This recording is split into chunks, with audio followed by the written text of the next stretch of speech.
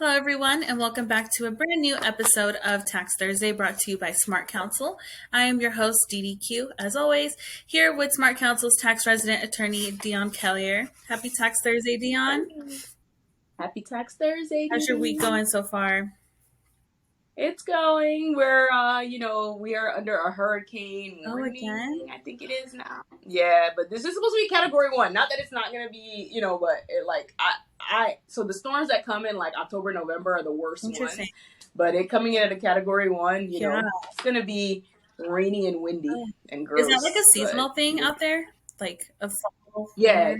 From June 1st through November 30th is hurricane. No way. Season. Why did I never know that? Typically, you gotta be for here. Listen, I can read any weather. I can look at clouds and be like, oh, it's going. The wind is blowing this way. It's coming. Do you guys smell that? You smell that? We're gonna have a storm. Crazy. All right. Well, keep us updated on that. Good thing it's like a lower category. Yes, that's the good part. Yeah. And it's sunny over here where we had snow earlier this week. So I'm just like waiting for more snow, to be honest. We don't get hurricanes. Yeah, no, I don't. No, but you guys get that wind. Yes. Like you'll be walking out, that wind is still hitting. So the wind that we'll probably get will be like the wind that you guys get on those like really windy days when you're getting blown away, but it's just gonna have rain. Yeah, no thanks. I don't like rain. Yeah, I get it. If you haven't already, visit the Smart Counsel website at www.smart-counsel.com to learn more about this minority and woman-owned firm. There you'll learn about each attorney and their practice areas.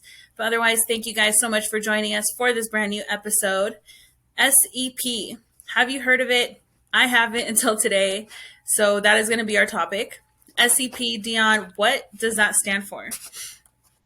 All right, so they call it S.E.P. What is a S.E.P? It's a S.E.P IRA. It is a simplified employee pension, which is like an individual retirement plan. So it's typically called a S.E.P IRA.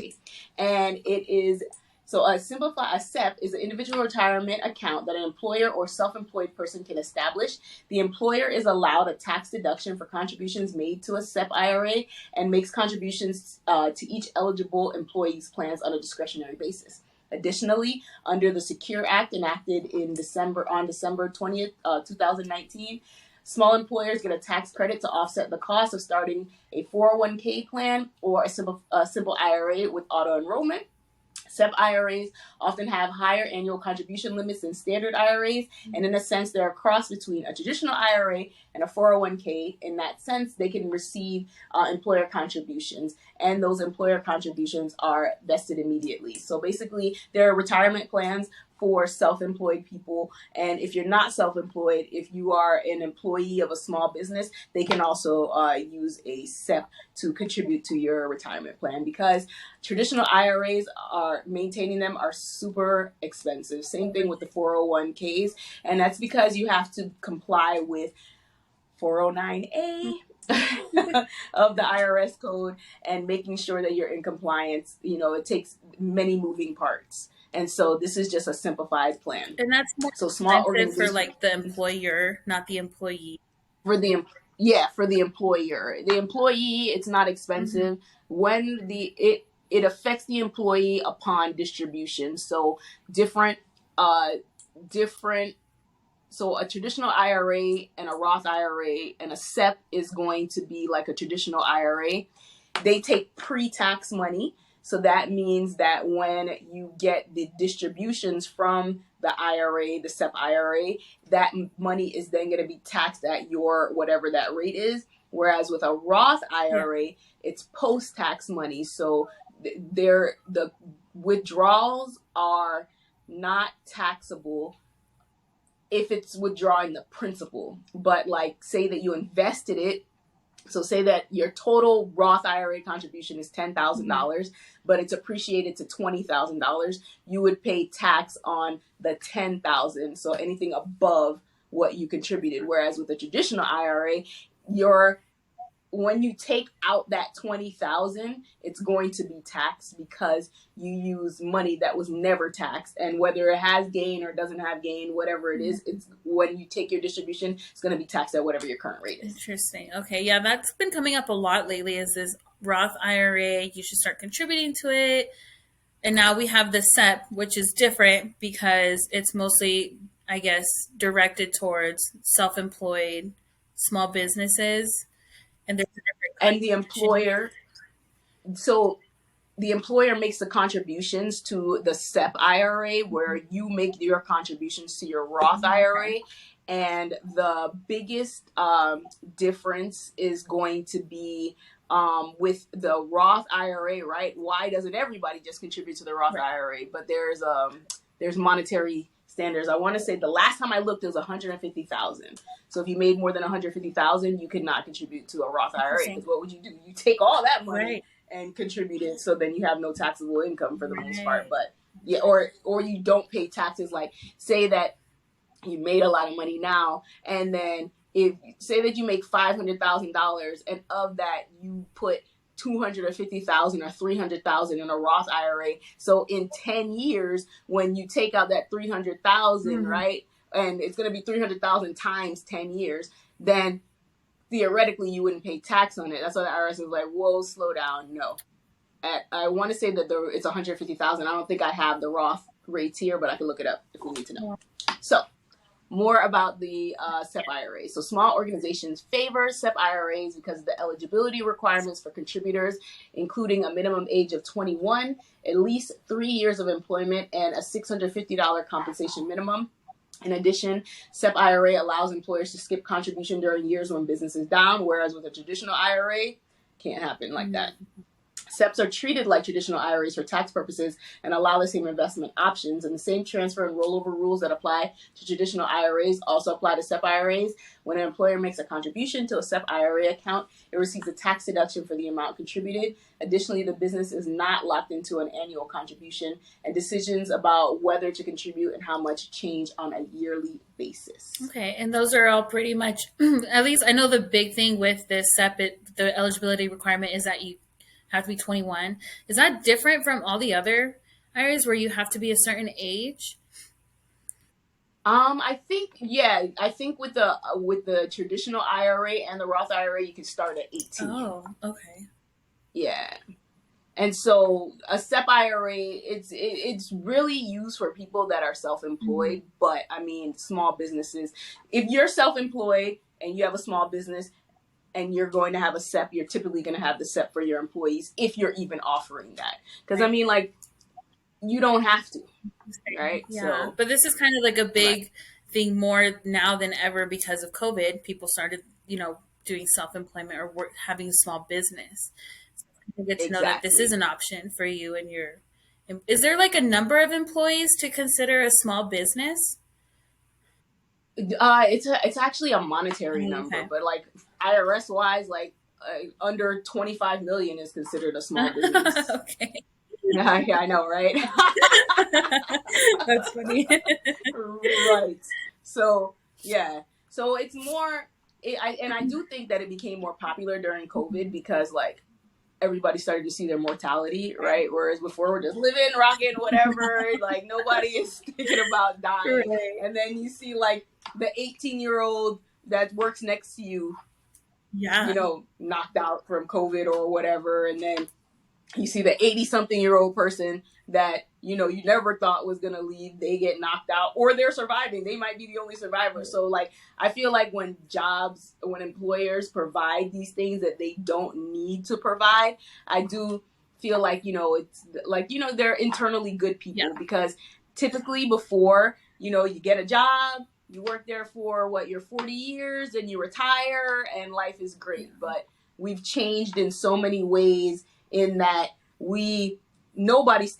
people don't stay at jobs for that long, whether it's because they don't have the commitment or whether it's because the jobs don't value you like they used to. Like, people, I could say this, the one place, if I was ever going to get a job, did I say this last week? I don't even know if I said it, but if I was ever going to get a job and start like over again and not go to school, but like get a job that I think will take me through retirement and have a great life, I would work at Publix. I would start like, pushing the carts and then move on up to management, because their stock plan and their like retirement plan is amazing. That's why everybody's so happy to work there, and they're so friendly because they take care of their people. Interesting. Yeah, we're not seeing that with a lot of businesses nowadays. And I think we as a society are starting to open our eyes to that now. Where before it was just like you just work, that's just what you're Yeah. expected to do no matter what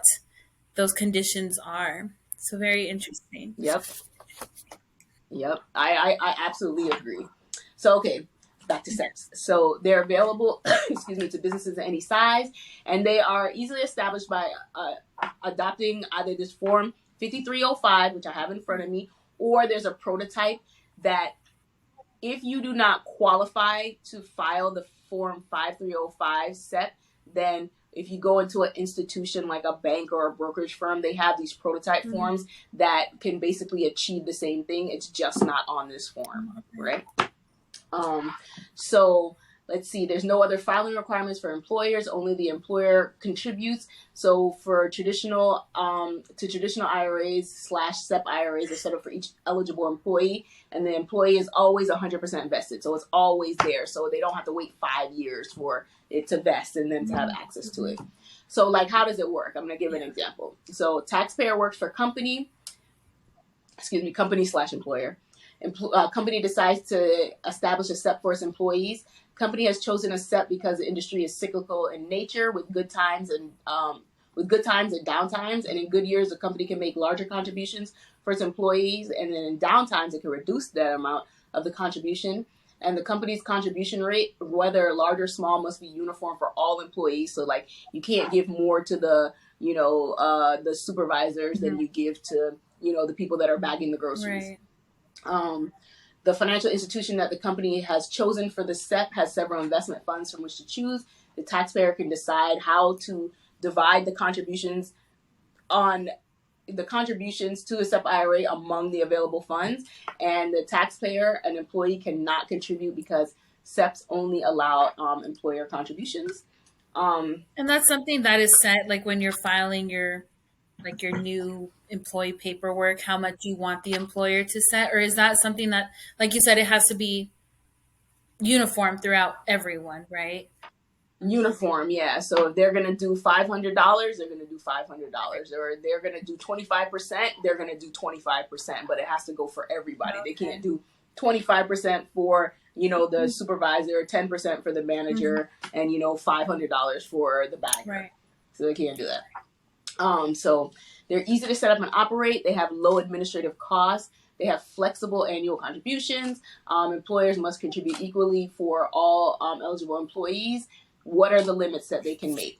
So they can contribute. They cannot exceed the lesser of 25% of the employee's contribution, or for tax year 2022, $61,000.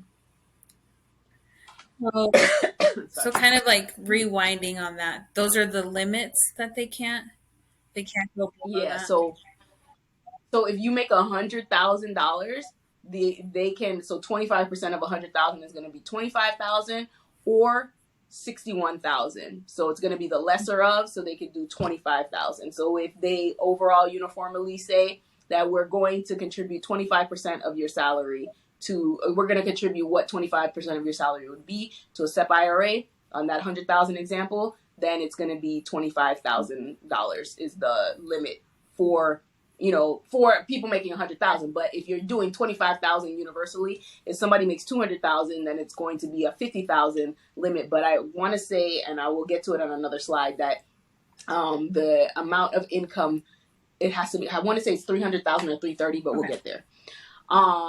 Let's see, participant loans are not permitted, and the assets may not be used as collateral. And yes, you can have an in-service withdrawal, meaning that the age that you are allowed to start getting distributions, and it's going to be based on the time that you work, but if you start getting distributions before you turn 59 and a half, then you have a 10% additional penalty withdrawal. And so what do you need to do to set up a SEP? So, all the small businesses out there. Mm-hmm. So first, you execute a written agreement to provide benefits to all eligible employees, and you give the employees certain information about the agreement, and then you set up an IRA account for each employee. And the written agreement must include the name of the employer, the requirements for the employee participation, the signature of the responsible official, and a definite allocation formula. The IRS has a model SEP plan, and they have this form. So the form, right, all it is, it's not even it just kind of gives you a framework for setting up the plan, right? Like it's just, so all you're doing, you're telling the IRS, hey, we're interested in doing this, but you're not like putting the employees' names or anything. All you're doing is just saying that I meet the requirements, and this is what we're gonna do. Okay. Right? So let's see. And the form doesn't even need to be filed with the IRS. No. It just needs to be in your records. Yeah, it's a form that the IRS created as a guide, but it's not, the IRS doesn't necessarily need this form until there's a problem, because then the IRS is going to be like, wait, did you do this form, or do you have the prototype, right? So yeah, it doesn't need to be filed with the IRS, but it's still very important. So then how does an employer set up the account where all these funds are going to be? So they're going to have a plan administrator, which is going to be your HR, somebody in your HR, and then they're going to go to the institution that you want to have, to be in charge of it. And they are going to have, that banking institution is going to have basically a welcome packet. And all you have to do is plug and play, because you're not reinventing the wheel. Right. Okay. All right. And so you may not use this form 5305, the same form that they say that you shouldn't file with the IRS, but they're telling you in situations when you're not able to use it, which lets me know that at some point you're going to have to show that form to the IRS, So you may not use this form if you've maintained any other qualified plan. So if you maintain a traditional IRA or a traditional or a Roth IRA, you can't use the 5305 SEP, but you will be able to use the prototype document that the institution has. If you use the services of leased employees, if you want a plan year other than a calendar year, because in certain situations and certain businesses, you are able to choose what your year is. Most people use a traditional year that ends December 31st calendar year, but like some places don't. Like, for instance, those places that are only open during Christmas holiday time, if they use a calendar year, like that doesn't necessarily make any sense for them. Why should they be responsible for a full year when they're only operating 3 months? Right. That's a good point. Sure. And if you want an allocation formula that takes into account Social Security contributions you made for your employees, you cannot use this 5305 form. But this 5305 form is not that great anyway, so it would be better that you go to an institution that is efficient and proficient in having these plans, and then use their prototype form because they're tried and true already. So like the 5305, there are 2 things that. So the one requirement is, so for for this year, 2022, the employer agrees that contributions made on behalf of each eligible employee will be based on the first $205,000 of compensation, and the same percentage of compensation for every employee, so that 25% or 10%. Limited annually to the smaller of $41,000 or $25% of compensation, and paid to the employee's IRA trustee, custodian, or insurance company if they have an annuity contract. So it's your checks and balances. And when the IRS is saying, yeah, you don't need to file it, but if anything happens, you better make sure you can produce this with the correct date. You just have it completed and save it in your stuff. Your permanent files. Yeah. Okay. So for eligible, so what the employer needs to provide to the eligible employees, notice that you have adopted a SEP, requirements for receiving the allocation, and the basis on which the employer contribution will be allocated. And if you use the form 5305, you have to give your employees a copy of the form and its instructions. The model SEP is not considered adopted until each employee is provided with the following information: a statement that IRAs other than the one the employer contributes to may provide different rates of return and contain different terms. A statement that the administrator of the SEP IRA will provide a copy of any amendments within 30 days of the effective date. The administrator will give written notification to the participant of any employer contribution made to participants' IRA by January 31st of the following year. And if you use a prototype or individually designed plan, you must give all eligible employees similar information. And then you set up the IRA for each employee, and you could set it up for a year as late as the due date of your returns. And to participate in the plan, the eligible employee has to be 21, worked for the employer for the last 3 out of 5 years, and receive at least $750 in compensation for 2023, but it was $650 for 2021 and 2022. And an employer can use the less restrictive participation requirements than those listed, but not more restrictive ones. And then an employer can exclude the following employees from a S.E.P plan or a SAR-SEP plan, which is just what's the word? Variation of the S.E.P. Employees covered by a union agreement and whose retirement benefits were bargained for in a good faith by the employer's union and the employer, and non-resident aliens, employees who do not have U.S. wages, salaries, or other personal services compensation from the employer. So is that pretty much the same steps if you were self-employed? If you were filing this as a self-employed person? Yeah, you have to have a written plan. So the written plan is like part one. Right. And then step one. What about that like 3 to 5 year or 3 out of 5 year requirement, like working? So that is going to be strictly for, employees. And for self-employed, I don't think that they have. I think they can start it immediately. Okay, cool. But it would take about 3 years to be able to get enough money to fund, this type of plan. And if you are self-employed, you're going to probably have to have a S corporation, because with an LLC, you're not going to be able to have this type of plan. Interesting. Because I don't see it working out. Yeah. And so if someone were self-employed but have, a lot of people nowadays have like 2 jobs where they're working for an employer, but on the side they're self-employed. Can they have 2 different retirement plans? One through their employer, they can. Self-employed. Okay. Yeah, the IRS sets no cap on the number of IRAs you can own, but it caps contributions to Roth and traditional IRAs at $6,000 per year if you're under the age of 50. It's supposed to go up next year due to inflation. Oh, okay. Check out our last episode. Shout out to that. So you can have as many as you want, but I can see why they cap the number. Yeah. Because if you can contribute $6,000 to each one of them, that's $18,000. But the IRS is not like the IRS. Yeah, they're like, no, nice try. Nah, sounds good. Okay, so when it comes to withdrawing for the S.E.P, how does that look like?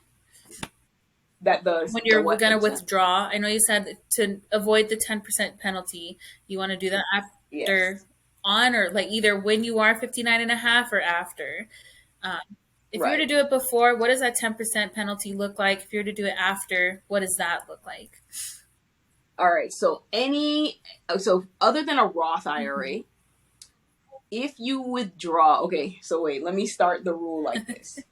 With a Roth IRA, if you withdraw in excess of what you contributed, so say that it gains $10,000. If you withdraw everything but that $10,000, you will not get a penalty, right? Because it's your after-tax money that you put into something. You could just take it's like a bank, right? But with a better return. Yeah. But when you take out that $10,000 that it gained, then you go into the world of the Roth IRA, the traditional IRA, the S.E.P IRA, and 401ks. Early distribution, right? So then this is what happens.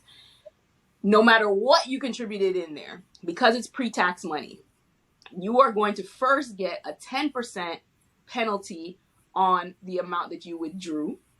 So if you withdrew $100,000 when you were 58, and say 100,000 is the total that's in there, and you withdrew 100,000 when you turn 58, then you're gonna standard, pay $10,000 tax on that. So you're going to get $90,000, even though your income is going to include $100,000. And then you're going to pay tax on the $100,000, not the $90,000, at your tax rate, whatever it is, whether you're single or married, filing jointly.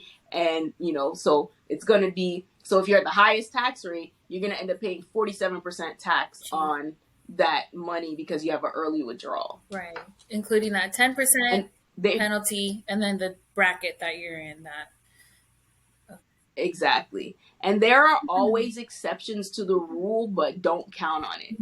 Right. Because I did see that, you know, especially like now with, you know, buying houses and stuff, some people actually withdraw from their retirement, from their IRAs to pay for a house or to build a house. That's different. That's different. That's an exception. Okay. Yeah, nice. Yeah, that's an exception. Okay, that's nice. That's an exception. Yeah. That is one of the exceptions.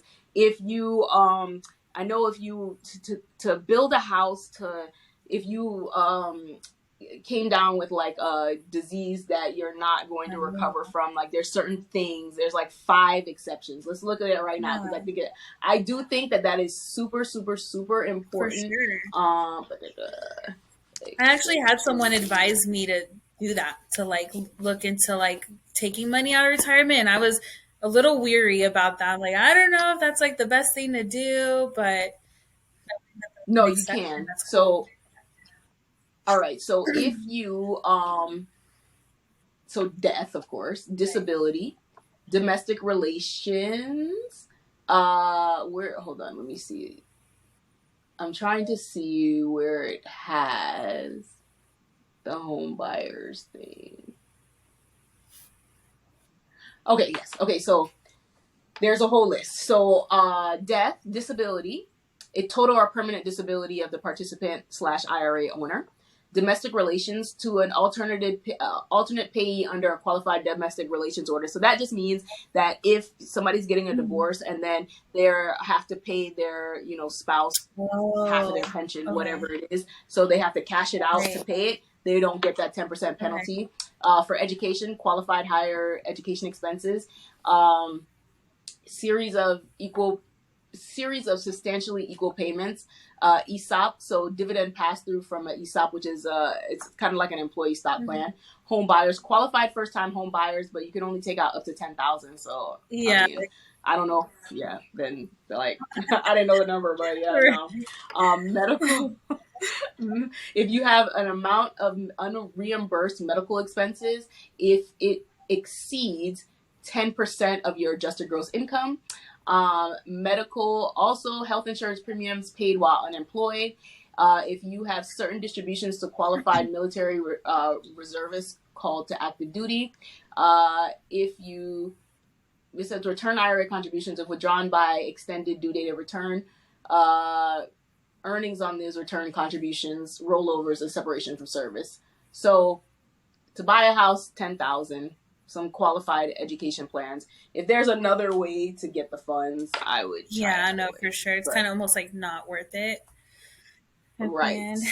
So, I mean, we are. Did you have any? Sorry, did I interrupt you? No, go ahead. I was just going to say we are getting kind of close to the end of our episode. Do you have any takeaways with the S.E.P IRA and how that was like? Yes. Okay. So, it's an individual retirement plan that is fully funded by your employer, and if you are self-employed, you can get one. It's used by small businesses and self-employed individuals. Their contribution limits are annual and often higher than standard IRAs and 401ks, because in the example, or not even in the example, let's just go from the form.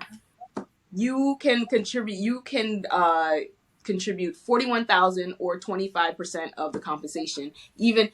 So 41,000 is the number, but with all of the other, with the traditional IRA and the Roth IRA, you are limited to a $6,000 contribution. So 41,000 over 10 years versus 6,000 over 10 years. We know that the 41,000 is better. There is S.E.P IRAs and Roth IRAs. They're pretty much similar in that it's pre-tax money. So when the money is distributed to you, you will have to pay tax. Okay. Let's see. It's the lesser of, I told you that number, the 25%. Mm-hmm. Excuse me. Let's see. The withdrawals are taxed as ordinary income, so the highest rate will be 37%. You are allowed in full up to the contribution limit, so you could just deduct the full. The employers are allowed to deduct the full contribution, and yeah, I think that is like pretty much. Oh, okay, wait, there is something. If there's ever an error, right? So say that you have a business and you have SEP IRA plans and you're offering them to your employees, and then you find out there's an error. There are three things you could do. There's a self-correction program that the IRS offers, a voluntary correction program that the IRS offers, and an audit closing agreement. So the only thing that I would say is that if a plan, so in the audit closing agreement, a plan sponsor does not come forward to the IRS, but the retirement plan has significant problems and it's discovered by the IRS, your sanction is going to be the greater of the user fee paid under another program, and it will not be excessive. So if you have a plan for your employees and your plan is screwed up, then the IRS will sanction you. Really? So you better do it right. And do it right, but because... Oh. Can you repeat that last part? Sorry. Yeah. So if you have errors, if you have a plan and you see that there are any errors, identify yourself to the IRS, self-report, and then everything else will work out a little bit more smoothly. And that's a whole different form to like self-report. Whole different process. Oh boy. On that, if that ever happens, you come and see me, and I will take it. Yeah, you're definitely gonna need someone with tax resolution skills, and absolutely, yeah, because like it sounds scarier than it is, but it's not. And nothing is unfixable. Right. So that's how I see that. Awesome. Perfect. Well, very interesting learning about a whole new IRA, which I don't think is spoken enough about, especially in today's time with self-employed new small businesses that have popped up thanks to COVID. So right. Thank you so much for your insight on all of this. And if you guys do have any other questions, if you are self-employed or run a small business yourself and want to learn more, please reach out. You can DM us on Instagram or shoot us an email at attorney@smart-counsel.com. Otherwise, leave your comments below, like this video, subscribe to our YouTube channel. Make sure you're following us on all of our social media platforms so you don't miss out on any future Tax Thursday episodes. Until then, we'll see you guys next time. Thanks so much, Dionne. Thank you, Dee Dee. You too.